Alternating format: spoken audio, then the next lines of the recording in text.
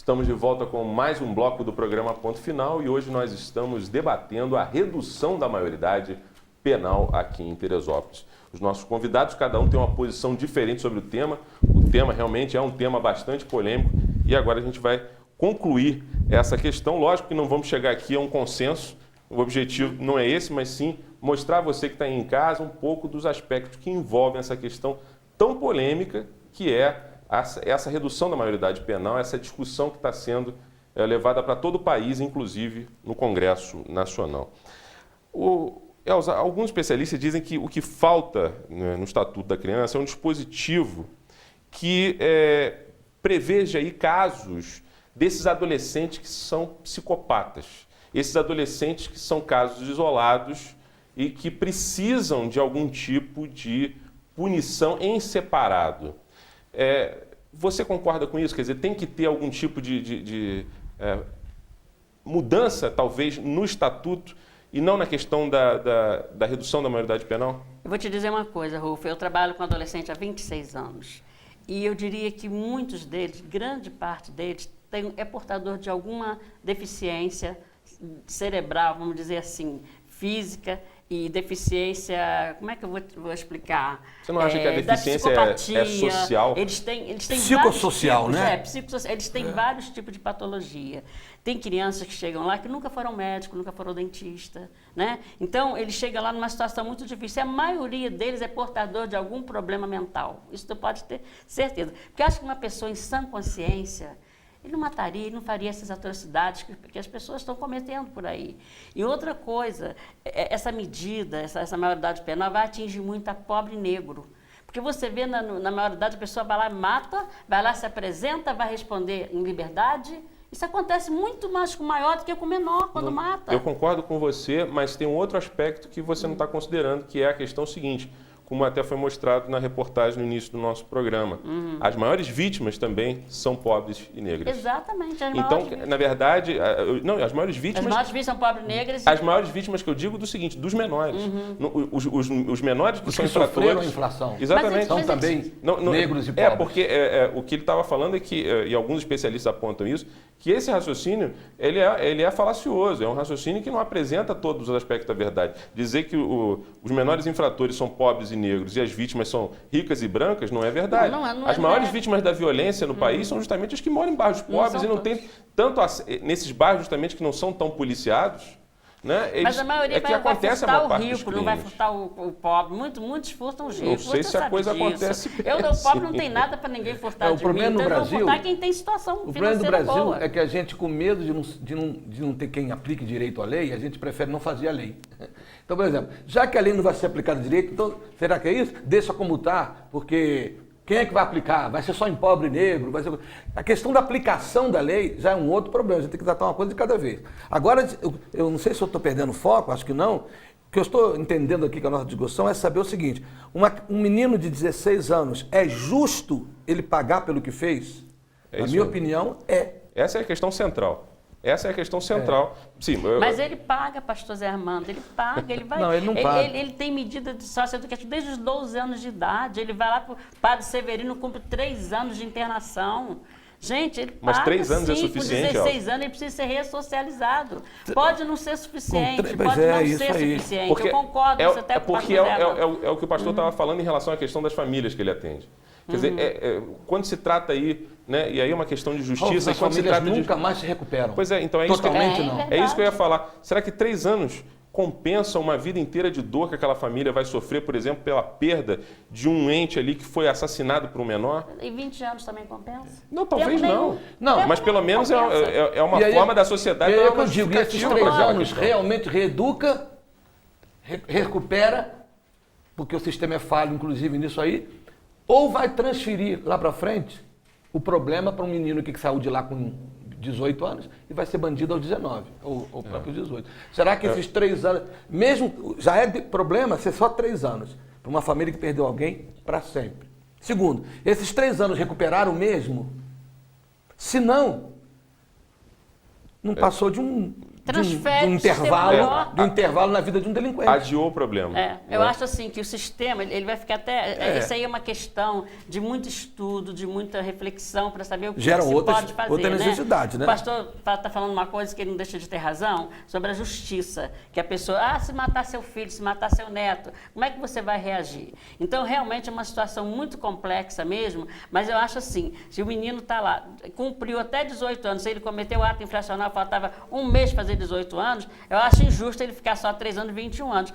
O que poderia se pensar? Transferir ele para a idade maior, para a penitenciária. Aí ele já está maior de idade, já está todo formado, responde pelos seus atos na totalidade. Então, agora, diminuir a idade penal para qualquer tipo de ato infracional, o menino cumprir junto com os maiores, eu acho que aí é desperdiçar, é jogar fora uma adolescência que ainda não está totalmente formada, não é um adulto. E ele tem jeito. O Rolf, só um instantinho, pastor Zé Mano, lá no criado do trabalho, Rolf, a recuperação de adolescente infrator é 80%.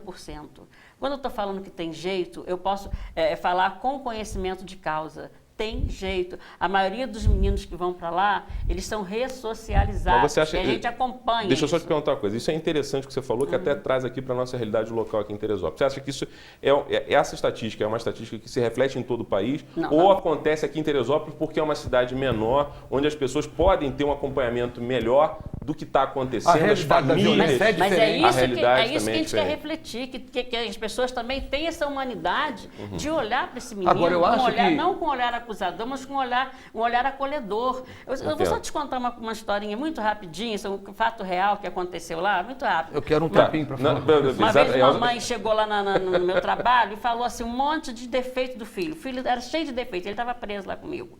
E o menino era muito triste, eu perguntei para ela, por que seu filho é tão triste? Sei lá, porque eu bato muito nele, eu espanco ele. Aí eu conversei muito com aquela mãe nunca tinha dado um abraço naquele filho, nunca tinha falado que amava aquele filho. E eu falei, mãe, vamos dar um abraço no seu filho hoje. Ela falou assim, mas eu não vou conseguir não, dona Elza, eu não vou conseguir, ele já está com 16 anos. Falei, vem cá, levantei, dei um abraço nela e falei assim, mãe, foi difícil? Não, eu não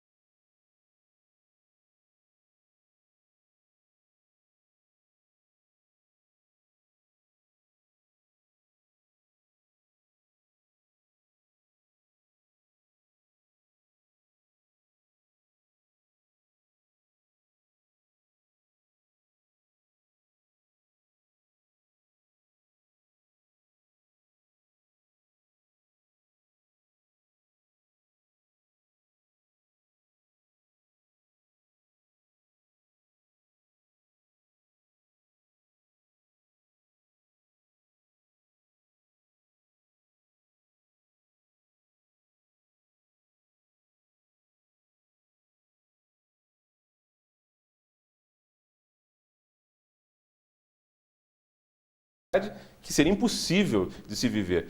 Mas o que a gente vê, na verdade, é que a maior parte da população é pobre, mas é honesta. Esses poucos que cometem o crime, eles têm que ter algum tipo de justiça sobre eles. Você falou uma coisa interessante, esses poucos, que são poucos mesmo, o maior é muito Sim, mais. não tem a diferença dúvida. é muito Agora, grande. problema... Mas é uma minoria ainda que incomoda tanto a sociedade, meu que está filho. suscitando essa Porque discussão. uma família, para nós, por exemplo, para mim não é mais pouco, porque eu passei na pele. Mas para quem nunca passou, é pouco. Mas para aquela família que perdeu um filho, é muito. Então, independente da quantidade de gente que vai ser punida pelo que aconteceu, a justiça, mesmo que seja um de cada em 100 anos, eu gostaria que fosse, mas a justiça tem que ser feita. E para mim a justiça tem que conduzi-los à pena.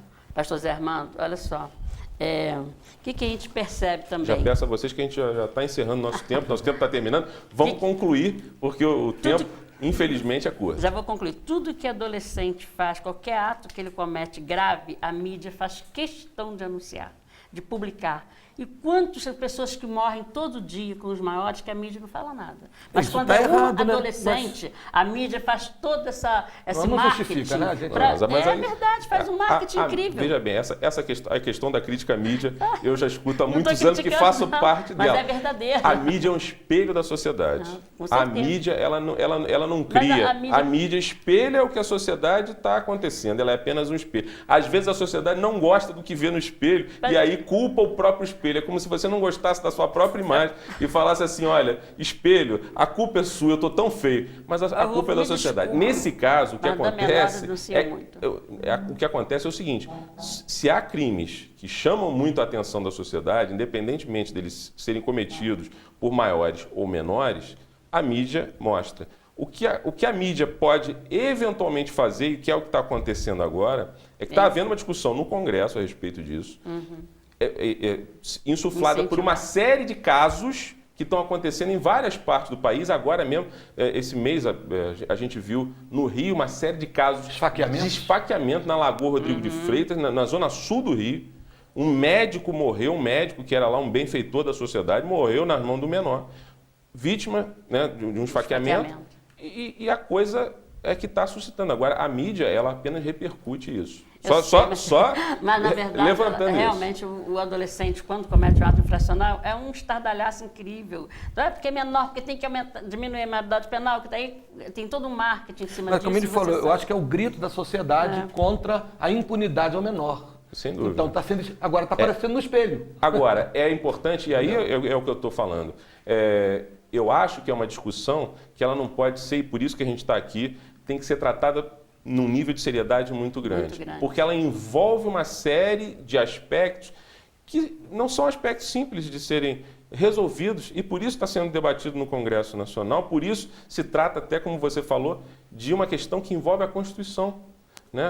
Uma questão de cláusula pétrea, uma coisa que não pode ser mudada de uma forma simplista, com uma minoria simples e tal. Mas é uma questão que a gente precisa debater. Eu acho que a gente trouxe essa questão, infelizmente o nosso tempo terminou, o tempo do nosso programa é muito curto para a gente debater, eu acho que merece aí uma discussão muito mais um tema desse ampla, não é? Mas a gente conseguiu aqui, eu acho que trazer o calor do debate, né, para uma discussão que realmente precisa estar presente nos lares brasileiros. O que tem que ser feito com esses menores? Alguma coisa tem que ser feita.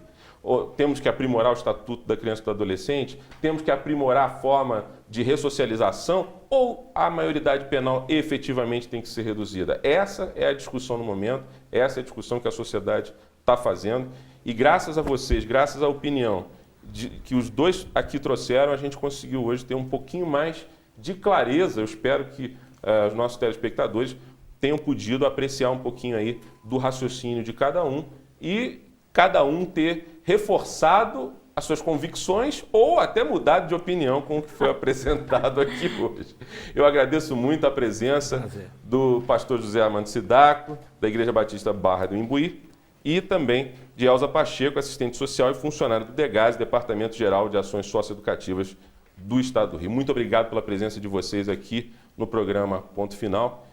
Desculpe aí toda essa emoção, mas isso aí faz parte do debate. Quero agradecer também a presença de vocês aqui, a sua companhia no nosso programa, e espero encontrá-los na próxima edição do programa Ponto Final. Até lá.